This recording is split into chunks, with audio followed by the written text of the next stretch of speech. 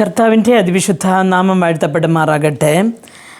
മാർക്കോസിൻ്റെ സുവിശേഷം 13-ാമത്തെ അധ്യായം അതിൻ്റെ 10-ാമത്തെ വാക്യത്തിൽ നാം ഇങ്ങനെ വായിക്കുന്നു: എന്നാൽ സുവിശേഷം മുമ്പേ സകല ജാതികളോടും പ്രസംഗിക്കേണ്ടതാകുന്നു എന്ന് കാണുന്നു. പ്രിയ ദൈവമക്കളെ, സുവിശേഷം എന്ന് പറയുന്നത് സകല ജാതികളോടും പ്രസംഗിക്കപ്പെടണം. എപ്പോഴെന്ന് പറഞ്ഞാൽ നാം പഠിച്ചുകൊണ്ടിരിക്കുന്നത് യേശുക്രിസ്തുവിൻ്റെ വരവിൻ്റെ മുന്നോടിയായിട്ട് നടക്കുന്ന ഒരടയാളങ്ങളെക്കുറിച്ചാണ് പഠിച്ചുകൊണ്ടിരിക്കുന്നത്.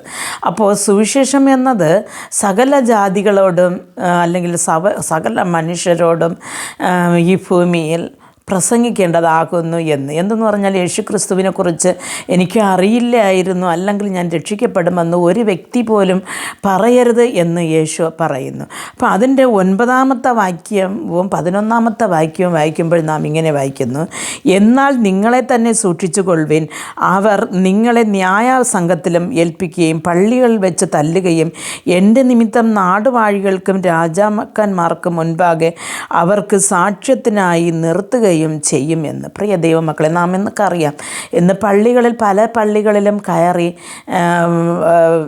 സുവിശേഷ വിരോധികൾ കയറി തല്ലിച്ചതയ്ക്കുന്നതും അവരെ ഇല്ലാത്ത കുറ്റങ്ങൾ ചുമത്തി അവരെ ജയിലിലടയ്ക്കുന്നതും നാം കണ്ടുകൊണ്ടിരിക്കുന്നു. നോർത്ത് ഇന്ത്യയിൽ ഇന്ന് പല പാസ്റ്റർമാരും 5 വർഷം 10 വർഷം ജയിൽ ദണ്ഡനയ്ക്ക് കുടുംബമായിട്ട് ഭാര്യയും ഭർത്താവുമായിട്ടൊക്കെ ജയിൽ കഴിയുന്നവരുണ്ട്. പ്രിയ ദൈവമക്കളെ, അവർക്കൊക്കെ വേണ്ടി നാം പ്രാർത്ഥിക്കണം.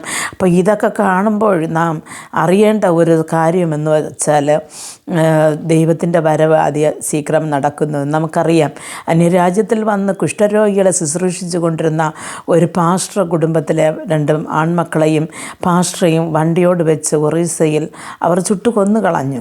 പ്രിയ ദൈവമക്കളെ, അപ്പോൾ അത് എന്തുകൊണ്ടെന്ന് വെച്ചാൽ അത് അവരുടെ തെറ്റോ എന്ന് ചോദിച്ചാൽ വചനത്തിൻ്റെ നിവർത്തീകരണം എന്നാണ് പറയുവാൻ. അപ്പോൾ ഒരു വള്ളിയോ പുള്ളിയോ ഈ വേദപുസ്തകത്തിൽ നിന്ന് മാറ്റപ്പെടുകയില്ല, അല്ലെങ്കിൽ ഒന്നും സംഭവിക്കാതെ ഒഴിഞ്ഞു പോകുകയില്ല എന്ന് നമുക്കറിയാം. പ്രിയ ദൈവമക്കളെ, ഈ സംഭവങ്ങൾ കാണുമ്പോൾ യേശുക്രിസ്തു വാതിൽക്കൽ വന്നിട്ടുണ്ട് എന്ന് നാം മനസ്സിലാക്കണം. 11-ാമത്തെ വാക്യത്തിൽ പറയുമ്പോൾ അവർ നിങ്ങളെ കൊണ്ടുപോയി ഏൽപ്പിക്കുമ്പോൾ എന്ത് പറയേണ്ടത് എന്ന് മുൻകൂട്ടി വിചാരപ്പെടരുത്, ആ നാഴികയിൽ നിങ്ങൾക്ക് ലഭിക്കുന്നത് തന്നെ പറയുന്നത് നിങ്ങൾ അല്ല, പരിശുദ്ധാത്മാവത്രേ എന്ന്. പ്രിയ ദൈവമക്കളെ, സുവിശേഷത്തിൻ്റെ നിമിത്തം നാം പിടിപെടുമ്പോൾ എന്താണ് സംസാരിക്കേണ്ടത്, അല്ലെങ്കിൽ നാം വിമർശിക്കപ്പെടുമ്പോൾ എന്താണ് സമർപ്പിക്കേണ്ടത് എന്ന് നാം വിചാരപ്പെടേണ്ട ആവശ്യമില്ല. നാടുവാഴികളുടെ മുമ്പിലും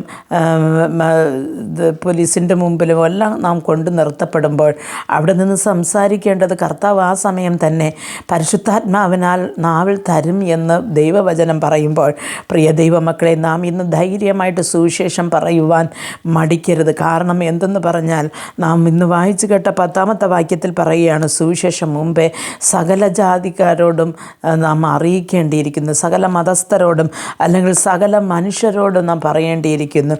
പ്രിയ ദൈവ പൈതലെ, നാം ഇന്ന് മിണ്ടാതിരുന്നാൽ എങ്ങനെയാണ്? നാം പറഞ്ഞില്ല എങ്കിൽ കല്ലുകൾ ആർക്കും എന്ന് യേശു പറഞ്ഞു. നിങ്ങൾ ആർത്തില്ലെങ്കിൽ കല്ലുകൾ ആർക്കും എന്ന് നാം പറയേണ്ടത് നാം തന്നെ പറയണം.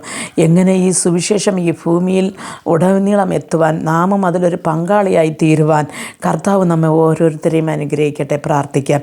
ഞങ്ങൾ അതിവാത്സല്യമായി സ്നേഹിച്ച് വഴി നടത്തുന്ന ആ സ്വർഗസ്ഥ പിതാവേ, അങ്ങയുടെ വരവിൻ്റെ ലക്ഷണങ്ങളെക്കുറിച്ച് ഞങ്ങൾ പഠിച്ചു കൊണ്ടിരിക്കുമ്പോൾ ഇന്ന് സകല ജാതിക്കാരോടും സകല ഗോത്രക്കാരോടും സകല മനുഷ്യരോടും സുവിശേഷം അറിയിക്കേണ്ടത് ഓരോ ക്രിസ്ത്യാനികളുടെയും അല്ലെങ്കിൽ കർത്താവെ ഓരോ രക്ഷിക്കപ്പെട്ട നിൻ്റെ പൈതലിൻ്റെയും അവകാശമാണെന്ന് വചനം പറയുമ്പോൾ നാം നമുക്കെന്തെന്ന് ഇരിക്കാതെ ഓരോരുത്തരും താങ്കൾ അറിഞ്ഞ അല്ലെങ്കിൽ താങ്കൾ അനുഭവിച്ച ദൈവസ്നേഹത്തെക്കുറിച്ച് കർത്താവെ മറ്റുള്ളവരോട് പങ്കുവയ്ക്കുവാൻ ഓരോരുത്തർക്കും പരിശുദ്ധാത്മാവിൻ്റെ ശക്തി പകരണമെന്ന് പ്രാർത്ഥിക്കുന്നു. അപ്പോൾ സഭ പീഡനത്തിൽ കൂടെ കടന്നു പോകുമ്പോൾ ദൈവം ഈ സമയത്ത് ജയിലിലായിരിക്കുന്ന അല്ലെങ്കിൽ ഉപദ്രവങ്ങൾ ഏറ്റ് ആശുപത്രിയിലായിരിക്കുന്ന ദൈവദാസന്മാരെയും കുടുംബത്തെ അപ്പൻ്റെ കരങ്ങൾ തരുന്നു. ഓരോരുത്തരെയും കർത്താവെ അങ്ങ് തന്നെ കരുതണമെന്ന് പ്രാർത്ഥിക്കുന്നു.